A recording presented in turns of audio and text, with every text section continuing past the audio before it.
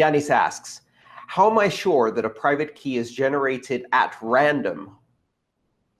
Well, this is a really good question, Yanis, because it's actually fairly difficult to evaluate randomness. So in terms of generating random keys, you have to trust that the software and the device that you're using that software on is doing the necessary things to generate good quality entropy, good quality randomness for your keys. So for example, hardware wallets have built-in random number generators. Your operating system has a built-in secure random number generator. And if your software running on your computer uses it correctly, then that will be high-quality randomness. Ultimately, there's an element of trust there. However, you can actually generate seeds and keys on your own by essentially using natural randomness. This is an exercise more for those who are either extremely paranoid or just want to see how this works.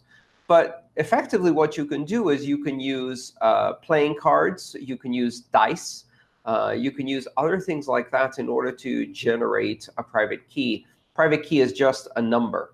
And that applies also to generating a seed for a hierarchical deterministic wallet. And you can do that in terms of generating the entropy for 256 bits by flipping a coin 256 times and writing down 0, 1 for heads and tails. And you've got your basically your private seed entropy, 256 bits of randomness.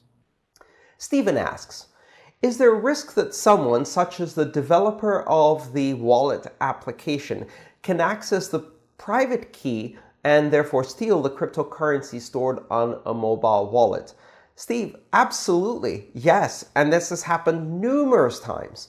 Not only have we seen a number of rogue mobile wallets being introduced on different platforms, we've seen this happen repeatedly. So, for example, people will upload fake versions of popular mobile wallets onto application stores such as Google Play or iTunes, and then users will inadvertently download the fake one instead of the real one. We've also seen a couple of occasions where an account has been compromised and an update to a real wallet or other application has been uploaded that contains Trojan software that compromises a mobile or desktop computer and steals cryptocurrency keys. And of course, there is a possibility that the developer themselves may do this, although, of course, the developers of most mobile wallets are interested in building a good product rather than a Trojan horse, so they would get caught pretty soon.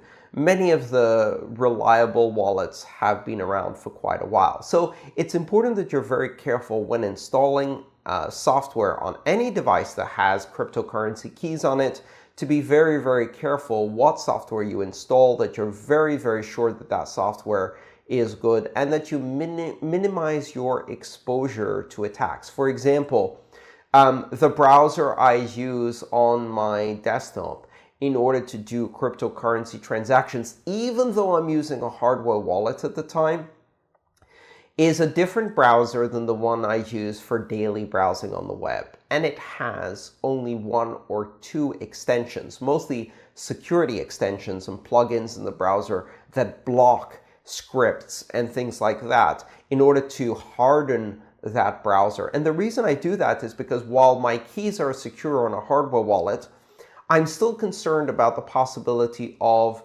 a Trojan or malware system compromising my clipboard and changing an address without me noticing. And of course, if I pay attention to my hardware wallet and I compare the address I see on the screen of my hardware wallet that I can trust, I will probably notice that because I always check. But to be careful, I use a different browser for one function than the other. And I don't install extensions willy-nilly on my browser. I don't install applications willy-nilly on my phone because I'm always careful because of the possibility of compromised software, whether by the cryptocurrency wallet developers, which is unlikely but still possible, or more likely, the developers of another application that has access to the operating system or that pretends to be your mobile wallet. Again, this is why hardware wallets exist. This is why we keep the keys separate from the software that creates and signs transactions. Satender asks about vanity addresses. In your book, Mastering Bitcoin, there's a section around vanity addresses and how there are pools that can generate such addresses for some fee.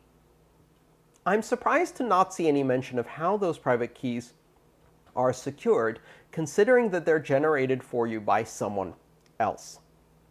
That's a great question, Satinder. So first of all, let's describe what vanity addresses are. You probably have seen that I have a vanity address. You can see it on my website. It's a Bitcoin address that says 1 Andreas. And so it's 1 Andreas and then 30 other characters after that. How did that get generated? Well, the simple answer of how it got generated is each character in that sequence has a certain probability of showing up. So for example, if I wanted to create an address that started with 1A, simple example, well, there are 58 characters in the base 58 encoding of an address. So in order to find an address that starts with 1A, all of them start with 1, at least in that address format. So ignore the 1. The second character is A. So on average, if I just pick random private keys and calculate the address that corresponds to that private key, 1 out of every 58 private keys I create will have an address that starts with A, because there's a 1 in 58 chance out of the 58 characters that that letter might be or number might be, that it will be an A. Great. What about the N? Well, there's 1 out of 58 chances that the second letter is going to be an N. So 58 times 58 is the probability of me getting AN as the first 2 characters. So I have to generate 58 times 58 keys before I happen to find one whose address by coincidence starts with AN. For AND, 58 times 58 times 58, ANDR, 58 to the power of 4, ANDRE, power of 5, A6, S7. So I need to generate 58 to the 7th power, or 58 times itself 7 times, private keys before I happen to chance upon one on average that starts with 1 Andreas. And that's exactly what I did. Although I didn't do it, I used a pool. And why would you need a pool? Well, simply because the calculations you need to do to generate the Bitcoin private key, to then do an elliptic curve multiplication to find the public key, hash that twice, calculate the checksum by hashing again, and then producing a base 58 encoded address so you can see if that address matches by coincidence the pattern that you want. That takes a fair amount of computation. I can do it on my laptop with a GPU, but what if instead there were 100 computers with 4 GPUs each that were very powerful, and they could do that at a rate of billions and billions of keys per second? Well, I'd get to my 58 to the power of 7 much faster and do it much sooner if I had access to that many computers. And you can rent computers like that to do your calculation. So to Satinder's question, why is that secure? How is that secure if they generate the private key? Well, it has to do with a little trick of elliptic curve arithmetic that allows you to have the vanity pool generate private keys so as to produce a vanity address without knowing the full private key of that vanity address. And it relies on the simple fact that the sum of private keys produces a public key that is the sum of public keys. So if you take 2 private keys, A and B, and you produce the public key for A and the public key for B, then the sum of the two private keys, A plus B, and you take that private key, which is the sum, and you produce its public key. Its public key is the sum of the two public keys of the two constituents, right? And that applies also to multiplication. So A times B produces a public key that is the factor of A and B. So the sum of private keys, the public key of this, let me try this again. Pause, deep breath.